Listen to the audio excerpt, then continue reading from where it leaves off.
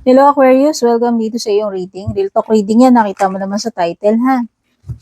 So, ang reading na to, ang aim nito is i-reveal kung ano yung mga dapat mong malaman, marinig. Hindi yung kung ano yung gusto mong marinig. Okay? Etong reading na to is supposed to reveal yung mga dapat na ma-reveal para mag-heal ka or makapag-move forward ka. Hindi para i-sugarcoat yung katotohanan. Kaya kung ayaw mo yon, ngayon pa lang sinasabi ko, hindi para sa'yo tong reading na to. Okay? Especially mga sensitive. Ano yung unang card mo? Your ancestors did not survive plagues for you to text your ex. Panay pa kasi contact mo dito sa tao na to eh. Panay pa kasi habol mo eh. Panay pa kasi ang abang mo, subaybay mo, message mo dito sa ex mo. Ex mo na yan. In the first place, kung talagang para kayo sa isa't isa, hindi siya dapat magiging ex.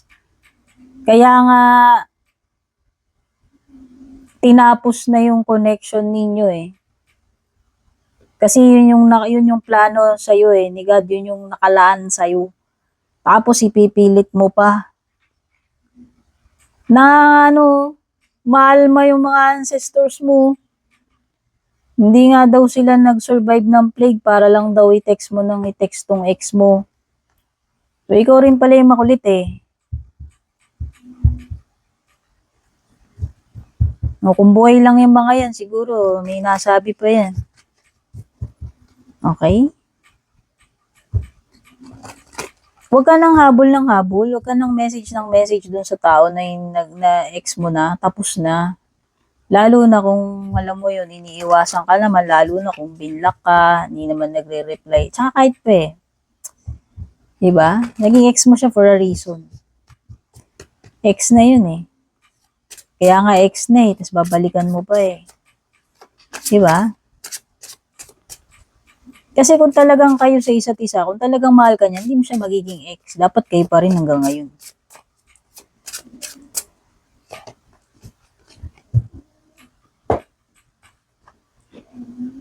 Ano to? Signs everywhere. Volume still on mute. Oh. Andun na yung mga signs, nakakabinging mga signs, pero minumute mo. Tinatry mong magbingi-bingihan. Yun yung mensahe ng baraha eh. Ayan o. Spirits typing but you're not listening. Winarn ka na before ng mga red flags, ng mga signs.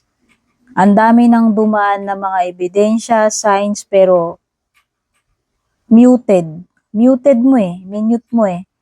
Kasi finifilter mo eh. Kung ano lang yung gusto mo lang tanggapin, malaman, marinig, yun lang yun. In denial ka, siguro. Ayan o. Etong mga spirit guides mo, maraming signs na silang pinadala sa'yo, pero you keep on ignoring. Hindi ka nakikinig.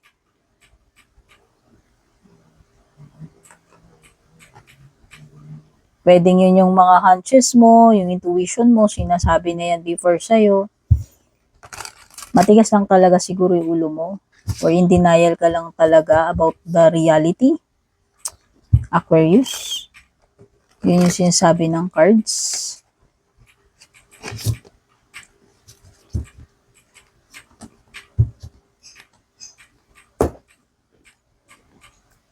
Treating drama as therapy, chaos addiction, my misprocessing. Oh, tapos nagdedwell ka pa sa mga drama about your ex. Alam mo yun, tapos na yan eh. Dapat i-let go mo na, ex mo na nga, diba? Huwag mo nang balikan yung mga ex. Huwag mo nang i-relieve yung mga drama na yan. Ayan ang drama, oh. Paulit-ulit na drama, tapusin mo na yan. Paikot-ikot siya. Nire-relieve mo nang nire-reminis mo nang nire-relieve mo nang nire-relieve yung sa inyo. Tapos na yun. Tapos na nga, diba? Kailangan talaga paulit-ulit, diba? Ewan ko. Parang sirang plaka lang na gusto mo na paulit-ulit na lang yan. Kasi parang naano ka na eh. Na-obsess ka na eh. Hindi ka na maka-let go. So, ikaw yun. Ikaw ang pumipili nun na lalong hindi ka maka-move on dahil ganun yung mga ginagawa mo. Tinatry mo pa rin, makicommunicate, no? Or, pinapansin mo pa rin, di ba? Kung siya man yung nangungulit dyan, hindi ko alam, Four of Cups reversed. Wala eh. Alam mo itong card ng rejection, ito. Ito yung card ng hindi na interesado. Ito yung card na hindi na talaga siya masaya sa'yo or ayaw niya na, tinabangan na siya. Ito yung card na yun eh. Indifference. Rejection. Kawalan ng interest. Kawalan na ng feelings. Hindi na kontento, hindi na masaya. Kaya nga naging ex mo na yan eh. Kung nasa sayo na lang talaga yan kung ganyan ka na lang.